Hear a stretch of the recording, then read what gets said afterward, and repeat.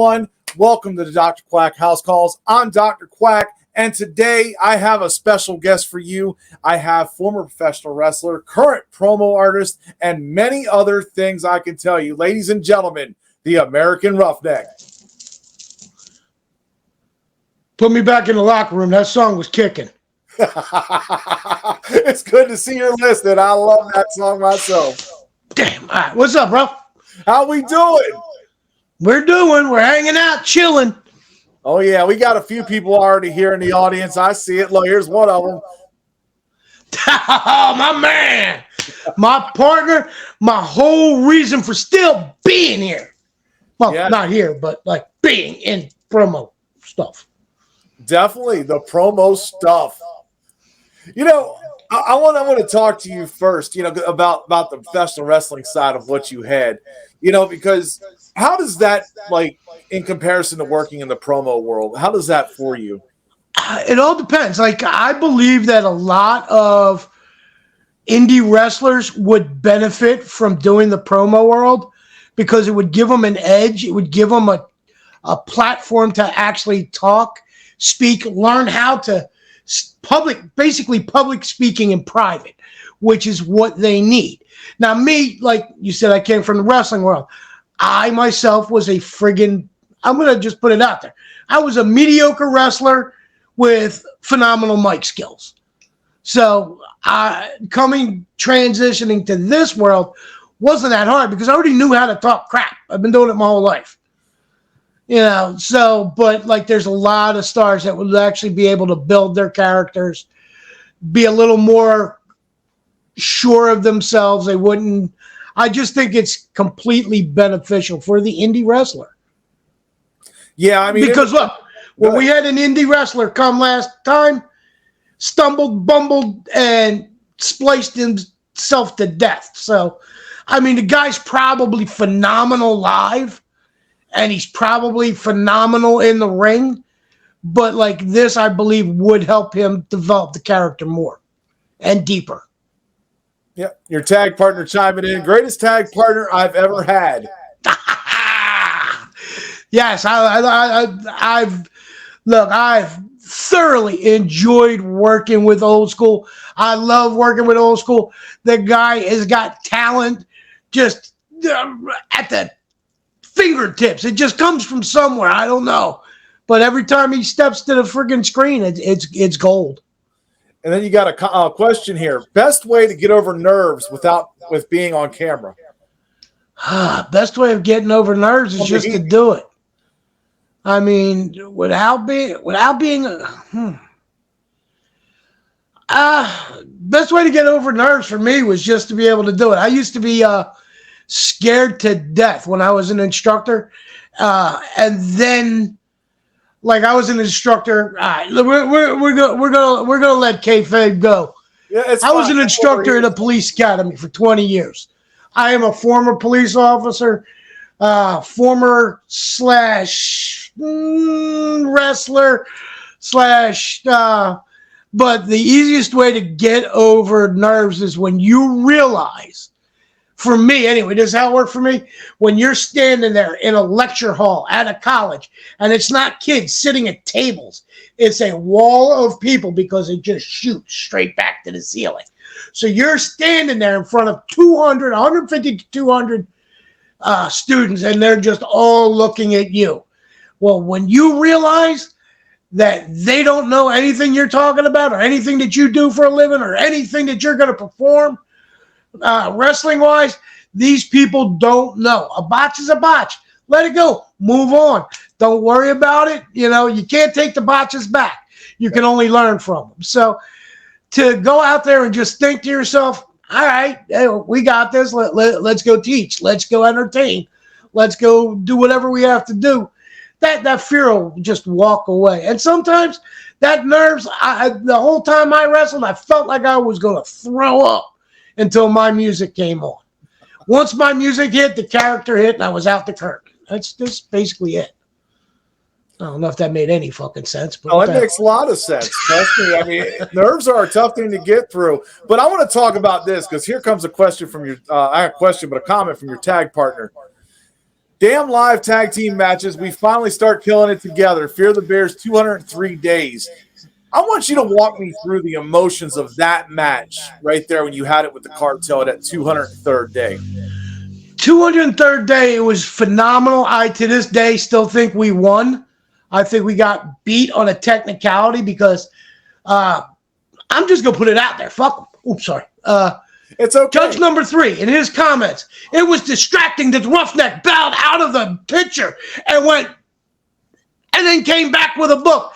Dude, pay attention. I came back with hair. The Roughneck doesn't have hair. I became another character, B-list Blabberson, with my book of all my lines. Not a big deal, but it was distracting for Judge number 3. Well, it wasn't too damn distracting because you weren't paying attention. Roughneck hasn't had hair in 30 years. Judge number 3, that always seems to be the common thread. What's that? That seems to be the common thread in the promo world, the Judge number 3. Yeah, I mean, I don't know what his background is. I don't know what he's watching, but he wasn't paying attention. If I come back with 4 foot of hair in a ponytail, you can't tell the difference? I went away for a book. No, I grabbed them both at the same time, and my partner got done talking. It was a tag. I popped right back up as B-list Blabberson. I mean, was I nervous going into it? No, because we should have had it. Felt like we had it. I mean, it is what it is. It's any given Thursday. Yeah, I mean, now you have 2 new teams going after each other. Of course, you got the cartel. Doesn't matter. They don't matter. They're not as good. They're not as good. You gonna let me finish here, sir? Go ahead. I'm just saying, you got the cartel and you've got Storyteller and Half Past Black meeting in about 7 weeks, I believe. That's what I heard A-List Alverson say at a hype. Yeah. You know, that's a long time for a tag team match. Who do you think is coming out on top of that? Who would you rather face? Who would I? It really doesn't matter because I enjoy the best part about being a promo artist. Again, I'm walking kayfabe. I'm dumping kayfabe. The guys, any 4 of those people, and this is why I'm kind of like, what's the word I'm looking for? I'm not getting bored with it, but I'd like to see some of the newer talent or even the older talent come up from the bottom. Stop being friggin' complacent where you're at, and come up to the top, because facing Half-Past Black, or as I like to call him, Half-Ass Jack, and the Storyteller, and any of them, I mean, yeah, you're right, old school. Keep shining our belts because we're coming back for them things. And it doesn't really matter who. It's all the preparation. It really doesn't matter who comes up to the screen. Oh, shit, sorry. I started going back into character. Doesn't matter who's coming up because, these guys are all good. But we're constantly just seeing the same faces. Of course, the cream rises to the top, and that's where we are. But, and like I said, A-List Alverson, phenomenal competitor, really good on, spur of the moment swerves. Really good. Carter Diamond, really good. But he has a lane, so you can study him. Okay. Yeah, that's my fault. He can be studied. What was that? A-List Alverson's kind of had your number a few times, hasn't he? Hey, look, everybody has. And if you pay attention, you're going to have people's numbers. And if you come back, you're going to have their numbers. The same thing with the Storyteller. He's had my number a few times. I've had his number for a few times. Have Jack, I've just tap danced all over him. But no, sorry. I mean, it's all preparation. And if these other guys want to be any good at anything, you have to just put forth effort. And I don't think the effort's there. And I'm not going to classify anybody on any rung. But there's been people that have been floating around the just towards the bottom. And by this time, they've seen everything. They should be up towards the top. I mean, I know Heathen and Purge are dying to get involved in this tag team scramble here. They are now Evolution Tag Team Champions. I'm more scared of Mama Purge, but ooh, Scared of Mama Purge. Oh, No, no. I'm not scared of Mama. I'm saying I'm more scared of Mama Purge than I am of the Purge. Oh, come on. You got to be kidding. Dude, watching the Purge, this isn't for real. I'm just playing around. Purge, it is, watching you is like the bathroom break for the Divas. That's all it is. Oh. It's a filler. Oh, just my kidding. goodness. Because you've got that whole new group now. You've got the new cartel, which is now A-List, Boss, Mr. Wallace, Heathen reluctantly a part of it, and I guess Purge reluctantly a part of it. Look, A-List has got a whole lot of people hugging his leg. That's all that is. It's jumping on the bandwagon. I don't care if the old cartel, or as Heathen would say, cartel, it doesn't matter. Because all it is, it's just, mommy, can we win a trophy today? And they're hugging legs. That's it. You want to freaking jump on the bandwagon of the cartel? Go ahead. Me and my boy, Old School, have just come in, revolutionized the way tag is done. Cleanest tags. We know what each other is thinking. I don't have to go, okay, Old School, and raise my hand up to the corner for Old School to tag. He knows when I hit a certain part or certain tone in my voice, it's time for him to move in. Same thing with him. When he's done, I know where to move in. I don't always know when to shut up, but I know when to move in. What's the big difference for you between live matches and vignette matches, tag matches? If you noticed, when I first, with the first company that me and you worked for, I said, this looks like fun. And the first one I had was a 3-way live match. First step into that company, and I did it in front of a dumpster. You did. And I beat both of them.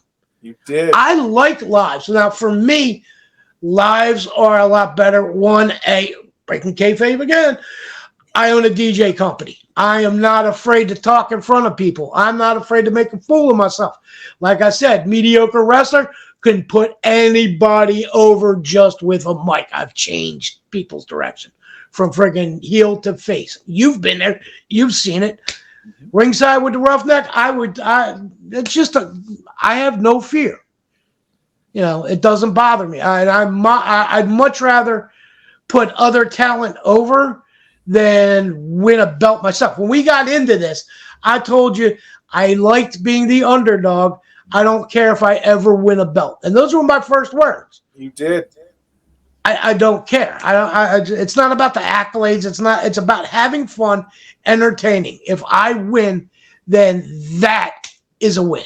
If I win, like just getting somebody over, changing to just swerve or changing and everything like that, that's a win for me. I don't care if the belts and accolades, they're fun to win.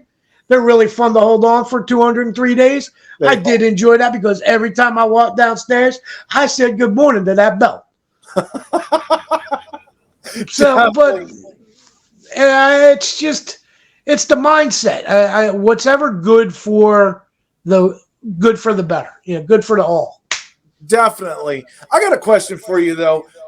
Big difference from when you first came into the promo world to now. What's that for you? What kind of differences do you see?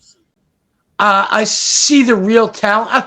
Look, I'm not gonna lie to you. I came in and I was doing the exact same thing Rocky Shaw said. You really and I walked in, I'm like, I'm taking it all. Woohoo! They're not going to freaking beat me. They don't know what they're doing. They're a bunch of freaking ass clowns sitting in their basement. I'm not going to lie. And then I got there, and not lying, and you can attest to this. I went straight from walking in the door to the top. You did. I did. But I noticed a lot of talent. I noticed a lot of things I did like. I noticed a lot of things I didn't like. One of the things that I didn't like was all the masked gimmicks that you couldn't put on a gimmick by yourself. You had to be masked, voice changers. I thought it was cool, but that's not promo. That's movie making in my world.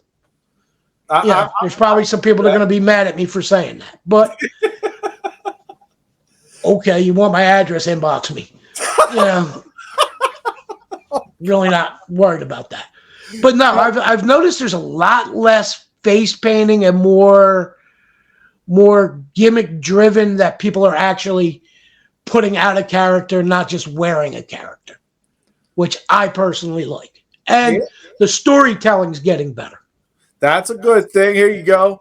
We were supposed to face each other, and we created our own history.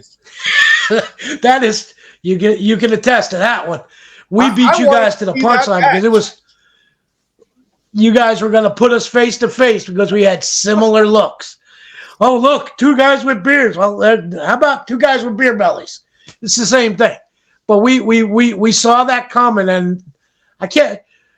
Old school. Who contacted who first? I don't remember, but it was a good conversation. It's like, oh, we're gonna beat him to the punchline, and it was kind of funny. He'll chime in there, I'm sure. Oh, I'm sure. But yeah, I mean, I always wanted to see that match. You know, if you two ever had to fight each other, who do you think would come out on top? Now, you've known him for quite a while. I'm not going there. You're not going there. I'm not going there. That's my partner, and I'm not. No, there's not a Marty Jannetty in this group. So you wouldn't like throw, if somebody threw $1 million, you had to go against him. Would you do it? I would always look in the the aspect of the promo and entertaining. I'm sure me and Old School would do it and put on a good show and just close the curtain and just been like, dude, we did it, and then high five, back to business. Look, we split the money. See? See? Oh, here you go. Heathen's got dream opponent or tag dream opponent. Dream opponent. God, that's hard. Are we just talking anybody? The you company want to that anywhere? That's what I'm saying. Who's your dream opponent? I don't cover one Fed here. I cover everybody. It's you. Me? You. You brought me into this. I did. Me and Mayhem. You know, we worked together. We worked in ring together. We trained kids together. We should just have some fun. That would be it. Now, if we're talking, are we just talking promo world, or are we talking?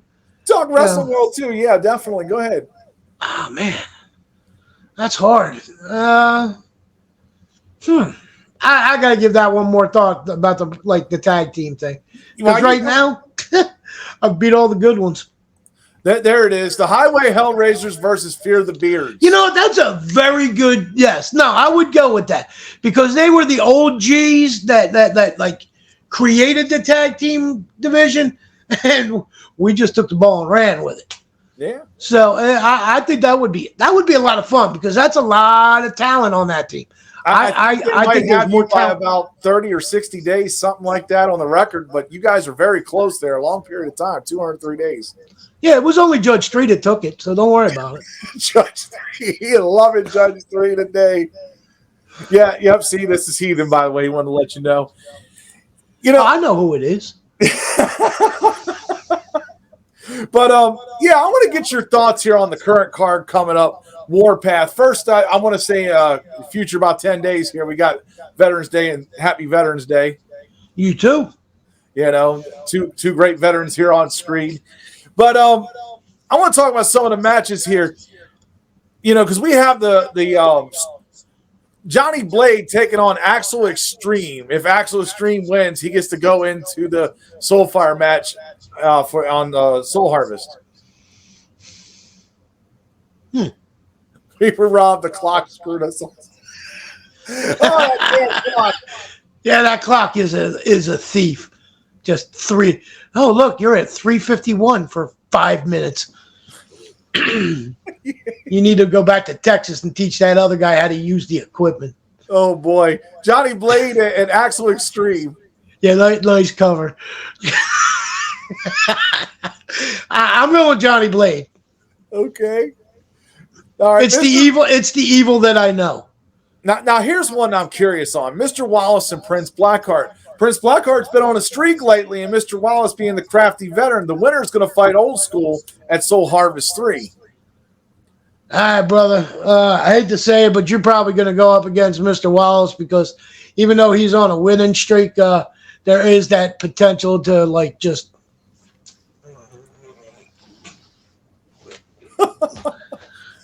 I mean, he swept the champ. He swept the Soulfire champ. He did. And of course, you see old school don't matter. I'm busting the winner's ass. See, that's where I'm at. I can't. He's holding a friggin' better interview than me. What the hell?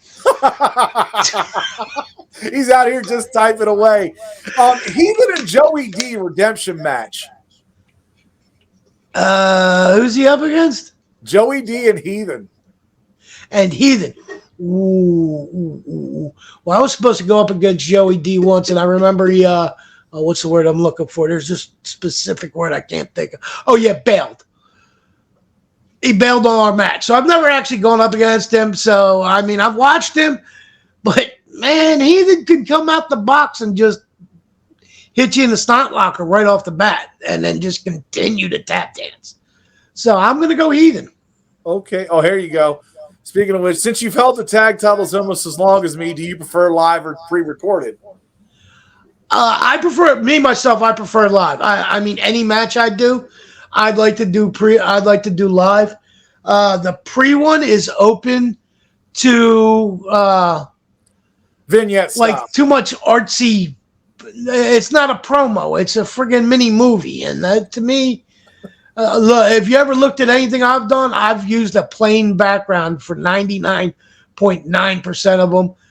When me and Old School did it, we did it from a cemetery, and I looked at what he had, and I found drove around to look for a similar cemetery when we won so it looked like we were on the same screen. But I like live. I have more fun live. It makes you think quicker. It makes you move quicker. It makes I think it makes for a better match. And you always have your practical effects out there. Yeah. And look at me. Do I look like a young guy? I'm not a young guy. So for me, a promo is words. Rowdy Piper had a paper set, but his words killed everybody every time he had a promo. Yep, I understand that. I want to get to this main event here because this one here kind of, you have pretty much a 6-pack challenge. It looks like AEP, Mason Blade, Purge, Sergeant Havoc, Mama Purge, and Bossolini, Carver Diamond. The number one contender, whoever wins this, is the number one contender for the Soulfire Championship. And it's a 3-minute fast attacks, no edits. Nice. I like that. A lot of stipulations in this. What's that? A lot of stipulations in this match. Yeah. My predictions on that one is what are the names again? I heard Mama Purge, Carter Diamond. Yep. Prince Blackheart. No. Mama Purge, Carter Diamond, Sergeant Havoc, Purge, Mason. Well, Sergeant Havoc is good. Dude, loosen up. It's not freaking basic training. You don't have to sit there and walk back and forth. Dude, loosen up. I get that you're a sergeant and the whole 9 yards. But you know what? When you're filming, do me a favor, turn your flag backwards so it's actually right when I'm looking at it. Yeah. Like this one. Yeah. See, I like that. That's but like, man, it's so much talent in there. It's any given Thursday, but the underdog for me, like the one that's going to come out and surprise people, I'm going to say Mama Purge. Mama Purge, yeah. I mean, she's been coming up strong as of late. She'll be on here Saturday, by the way, if anybody's paying attention on that. I know she don't like me because we bust like her. Like Purge is like my go-to just to bust stones because I found out if you bust stone, he can take it, which I am really proud of and I respect.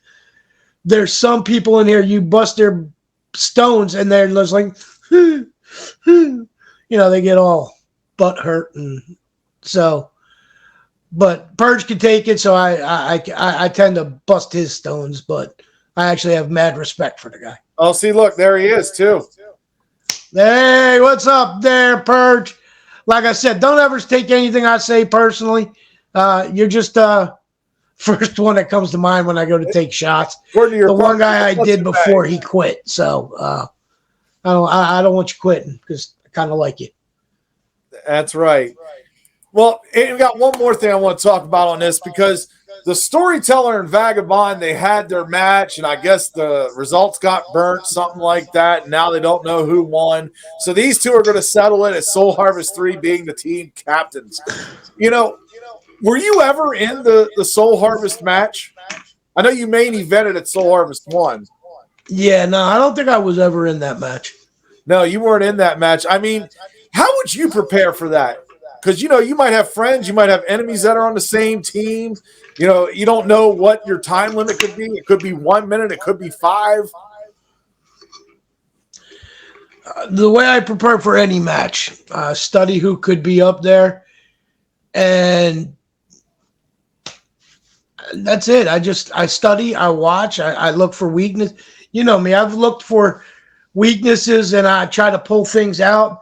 Actually, a lot of my gimmick and a lot of my time is spent looking for the weakness of the opponent. Actually, I pull them out and I make fun of their weaknesses. And it's not really to bust balls, but it is because I really enjoy busting balls. But it's also a snapshot of what the gimmick is. So you can see me making fun of it is what I want you to fix because you could be that much stronger. Like I said, it was never about me until like these tag team. I've won what? I've won the Purifier. I was up for which one did I win? I just went brain dead. But I was up for other belts in other places that I should have walked away with, and they were never going to allow that to happen because I was with another company. So, like, again, winning gold up until working with Old School really never clicked. I was more trying to teach other artists what I've seen.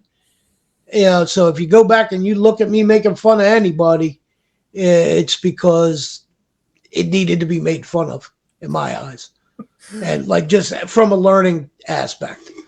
If I would have screwed up a gimmick or I would have screwed up a shot back at New Moon, they would have had me doing friggin' Hindu squats for an hour.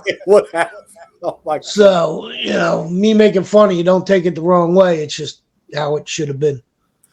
Oh, boy. Speaking of professional wrestling, I want to go into some of that right now. I kind of want to get your thoughts on the Endeavor merger with WWE. Now Vince McMahon is gone. Yeah. You know what? When Vince McMahon retired, he should have been gone. Should have been Triple H running that, making it bringing it into this century instead of friggin' everything run by the at the Gorilla Curtain. Him yelling over at mics at friggin' announcers because the guy in the ring ain't doing the right thing is just stupid. You get a better product when you let the people that are capable of being creative be creative. Yeah. So who knows? We may get more of that now. Yeah. So Sting announced his retirement. Ric Flair was out there with him. And then it's just announced today that Ric Flair is a part of AEW. How do you feel about wrestlers from the 90s and 80s and 2000s being involved in professional wrestling today? Honestly, I love seeing the guys that I grew up with, but most of them at my age aren't here. So you're not going to see the Bruno Sammartinos, the Chief J Strongbos, the Ivan Putski, who was my favorite growing up. You're not going to see them. How do I feel about guys coming back? I think Sting's in his 60s, using a crutch. Just now retired. What's that? Sting's in his 60s. He's just now retired. Yeah. It's time for him to go. I think they're more beneficial backstage, but the companies have been using them as a parachute for decades. There's so much new talent that they don't understand. The companies themselves and what people want and what we're still being force-fed a pattern, a staple. I think some of these new kids, personally, am I a fan of friggin' high spot after high spot after high spot after high spot after high spot, finisher after finisher? Listen to my words. Finisher is a finisher. What? Oh, I know. And to use somebody else's finisher and just like, no. Come on, be creative. There's just high spots and finishers is not a match. a story is. But that's just me. Maybe I should just go out with the old guys. Wrestling fans' expectations. I'm kind of curious your thoughts. And do you feel they're too high, too low, or right in the middle? I'm not sure what fans' expectation is because too many friggin' hey, and I'm going to say too many smart marks are ruining this. Ruining it. And so I'm not sure what the expectation is. Is there expectation to learn the wrestler's new name, a real name, and break kayfabe? Or is it to watch a good show, be entertained, and watch a story? You can get 200 matches out of a friggin' story. And then not everything has to be a title match. In my world, because damn smart. There's just too much. Now you got to be pissed off. Oh, go ahead. Tell us how you feel, Roughneck. Personally, I don't like smart marks. I don't like they're ruining the business. Two, not everything, like I said, has to be a title match every week. You can draw out a story forever, and Triple H has proved that. It doesn't. And then not everything has to be a story. It could just be a match. Remember those days when they just had a match? They threw 2 or 3 matches in, and every third month you may get a title shot, because not everybody gets a title shot every week. And if you're throwing a show 2 to 3 times a week, come on, work the storylines. It's better. But everybody's a star. What's that? Everybody's a star. Yeah, no. We no.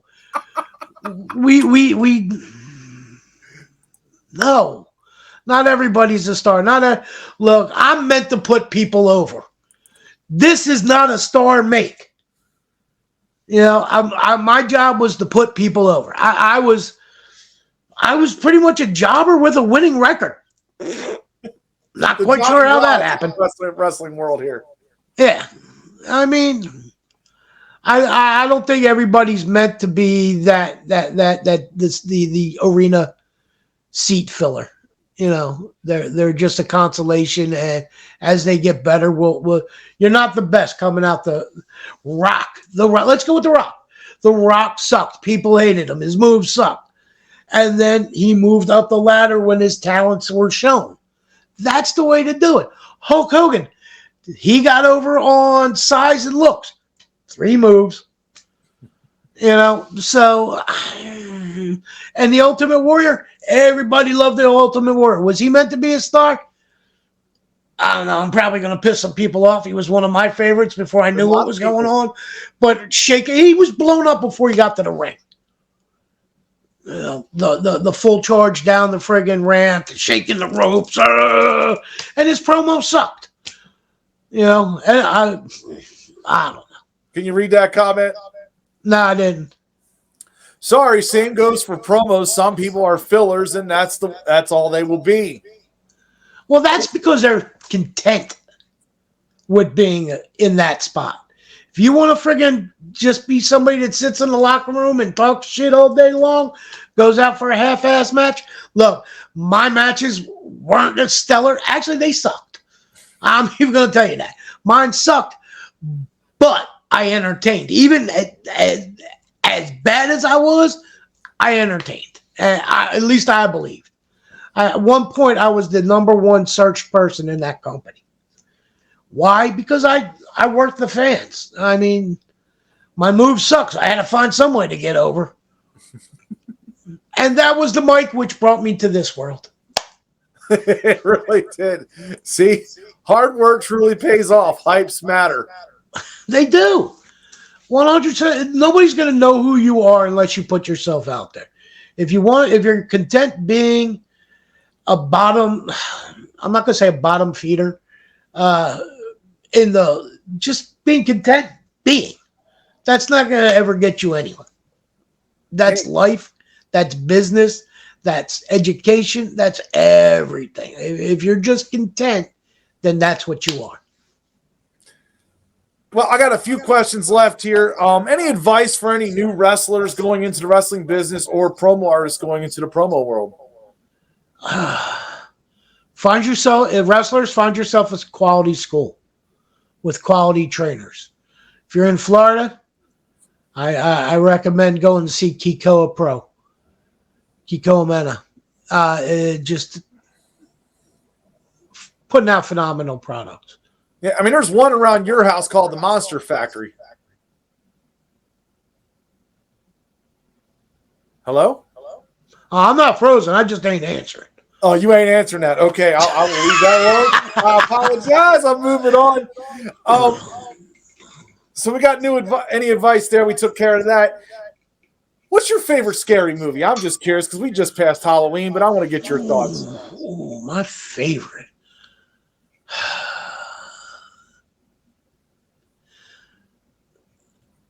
The House on the Haunted Hill. There was one like what I watched when I grew up, like when I was younger. I Spit on Your Grave. It's more of a that it's not. I won't say that's scary, but it's more twisted than horror. Yeah. Horror genre. How you doing, Misty? You Misty recognize her Ann, from the sorry. IMD? Man, I love them all, but I'm more of a zombie You're a zombie. kind of guy. So like George A. Romero, anything from him.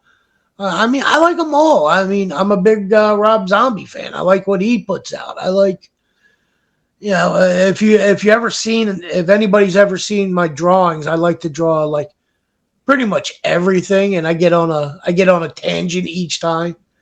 But yeah, no, the whole horror drama is pretty cool. Yeah, See, those Star Wars are looking good behind you, by the way. What's that? Those Star Wars things are looking good behind you. Oh yeah, well there's some. I'm still working on this room. This is going to be my TV viewing room. I would love to show you the mess to the right of me. I mean, well, we can all just say excuse me because we're still working on this room, so it's gonna look horrible. You got a lot of stuff there. Oh my God, yeah, you were making that room. So yeah, there's a lot of stuff. There's going to be an 85-inch screen TV, 2 lightsabers on both sides, Darth Vader above, because I don't know if you notice, I'm kind of partial to Sith life myself, but I mean, even my water bottle that I made, I don't know if you can see it, but wow, you made that? Yeah, that's pretty awesome. Yeah, and then